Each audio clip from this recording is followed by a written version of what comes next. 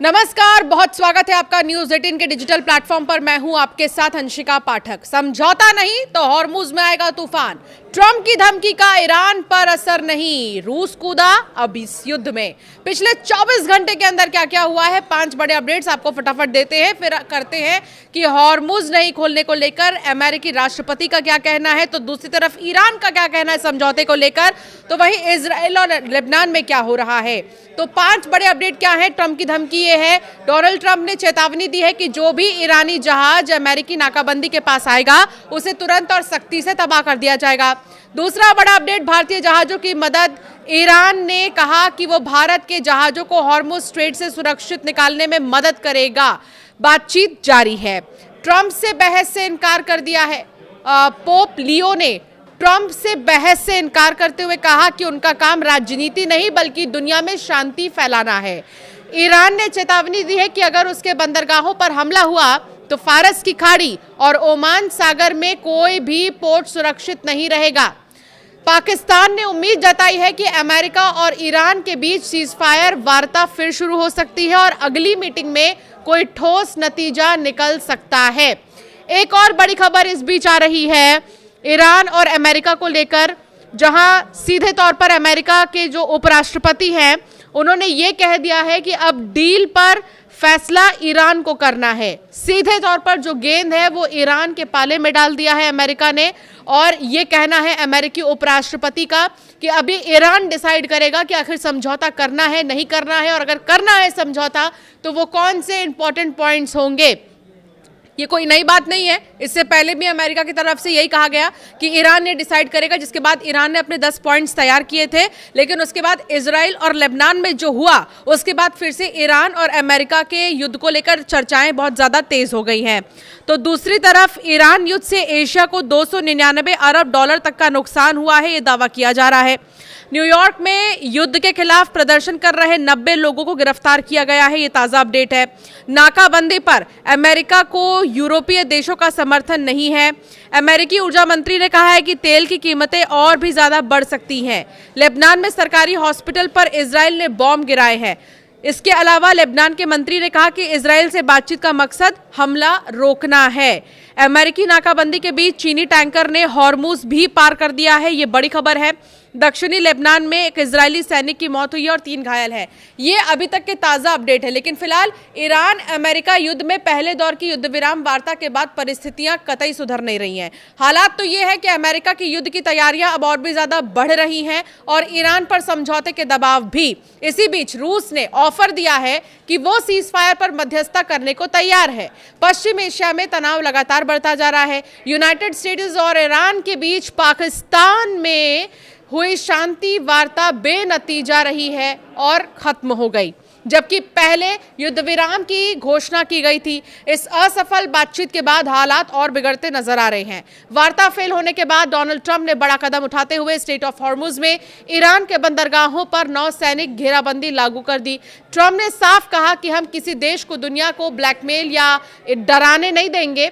उन्होंने ये भी चेतावनी दी है कि अगर ईरान की कोई तेज हमला करने वाली नौकाएं अमेरिकी सेना के करीब आईं तो उन्हें तुरंत नष्ट कर दिया जाएगा। हालांकि ट्रंप ने यह भी दावा किया है कि बातचीत विफल होने के बाद ईरान के प्रतिनिधियों ने फिर से संपर्क किया है और अब तेहरान शांति समझौते के लिए बातचीत में लौटना चाहता है। इस बीच क्षेत्र में एक और तनावपूर्ण बयान सामने आया। लेबनान के संगठन हिजबुल्लाह के प्रमुख नईम कासिम ने लेबनान सरकार से अपील की है कि वो अमेरिका में इजराइल के साथ होने वाली प्रस्तावित वार्ता को रद्द कर दे। हिजबुल्लाह ने कहा कि इजराइल जैसे दुश्मन देश के साथ किसी भी तरह की बातचीत को पूरी तरह खारिज करते हैं। उन्होंने इसे रद्द करने के लिए सरकार से ऐतिहासिक और साहसिक फैसला लेने की मांग की है। गौरतलब है कि हिजबुल्लाह ईरान समर्थित संगठन है और 2 मार्च से इजराइल के साथ संघर्ष में शामिल है। ईरान अमेरिका के बीच युद्ध में अब रूस शांति दूत की भूमिका निभाना चाहता है। पहले रूसी राष्ट्रपति व्लादिमीर पुतिन ने इस संबंध में ऑफर दिया था। अब विदेश मंत्री सर्गेई लावरोव ने ईरान के विदेश मंत्री सैयद अब्बास अराक्ची से फोन पर बातचीत की है। रूस की ओर से कहा गया कि सशस्त्र संघर्ष दोबारा ना हो, ये बहुत जरूरी है। साथ ही रूस ने एक बार फिर साफ किया कि वो इस संकट को सुलझाने में हर संभव मदद करने के लिए पूरी तरह तैयार है। अमेरिका के उपराष्ट्रपति जेडी वेंस ने कहा है कि ईरान को परमाणु समझौते पर आगे बढ़ने के लिए खुद कदम उठाने होंगे। उन्होंने साफ किया कि पाकिस्तान में 21 घंटे चली बातचीत के बाद अमेरिका अब वहां से वापस आ रहा है और ईरान की प्रतिक्रिया पर्याप्त नहीं रही। वेंस के मुताबिक आगे की बातचीत इस बात पर निर्भर करेगी कि ईरान कितनी गंभीरता से बातचीत में शामिल होता है। उन्होंने कहा कि अब प्रगति की जिम्मेदारी ईरान पर है और उसे ये दिखाना होगा कि वो परमाणु हथियार नहीं बनाने के लिए तैयार है। अमेरिकी राष्ट्रपति डोनाल्ड ट्रंप की तरफ से हॉर्मुज स्ट्रेट में समुद्री जो नाकाबंदी है वो शुरू हो चुकी है। ये फैसला शाम को लिया गया था 7:30 बजे के करीब और अमेरिकी समय अनुसार सुबह 10 बजे लागू हुआ। ट्रंप ने चेतावनी दी कि अगर कोई भी ईरानी जहाज अमेरिकी नाकाबंदी के पास आता है तो उसे तुरंत खत्म कर दिया जाएगा। इसके बाद इसके लिए वही तरीका इस्तेमाल होगा जिससे समुद्र में ड्रग तस्करों के जहाज रोके जाते हैं, यानी तेजी और सख्ती से। इस फैसले के तहत जो भी जहाज हॉर्मुज से गुजरने की कोशिश करेगा उसे रोककर जांच की जाएगी। खासतौर पर उन जहाजों पर नजर रखी जाएगी जिन्होंने ईरान को टोल दिया है। ट्रंप ने कल कहा था कि जो जहाज ईरान को गैर कानूनी टोल देंगे उन्हें सुरक्षित रास्ता नहीं दिया जाएगा। इससे ईरान की आर्थिक ताकत कम की जाएगी। हॉर्मुज ब्लॉकेड पर अब चीन भी भड़क उठा है।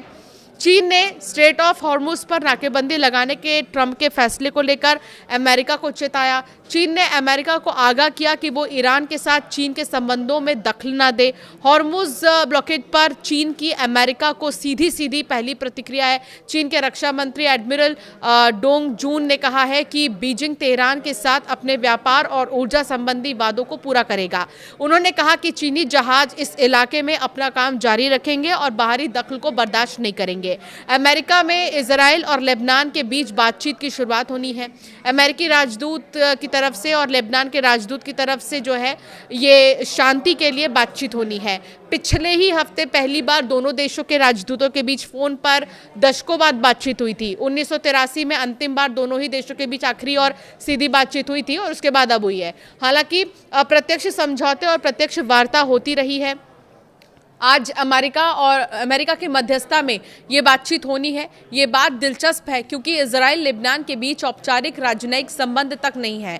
डोनाल्ड ट्रंप ने चेतावनी दी है कि अगर ईरान की कोई भी हमला करने वाली नौकाएं अमेरिका द्वारा ईरान के बंदरगाहों के आसपास लगाई गई नौसैनिक घेराबंदी के पास आती है तो उन्हें तुरंत नष्ट कर दिया जाएगा। ये बयान ऐसे समय आया है जब अंतर्राष्ट्रीय स्तर पर युद्ध विराम बनाए रखने और बातचीत फिर से शुरू करने की अपील की जा रही है, लेकिन इसके बावजूद अमेरिका ने सख्त रुख अपनाया है। कुल मिलाकर अभी कुछ भी नहीं कहा जा सकता कि क्या वाकई जो शांति का माहौल है वो बरकरार रहने वाला है या नहीं रहने वाला है।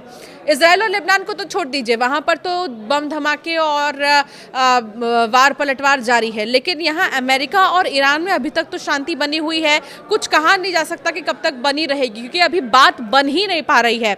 इस बीच अमेरिकी उपराष्ट्रपति का बड़ा बयान आया है और उन्होंने ये कह दिया है कि ईरान जैसा बोलेगा, ईरान जैसी बातें रखेगा, उसके हिसाब से जो है आगे हम बढ़ेंगे। तो ईरान के ऊपर सब कुछ अब अमेरिका ने छोड़ दिया है। आपकी राय क्या है इस पर हमें ज़रूर कमेंट कर बताएं।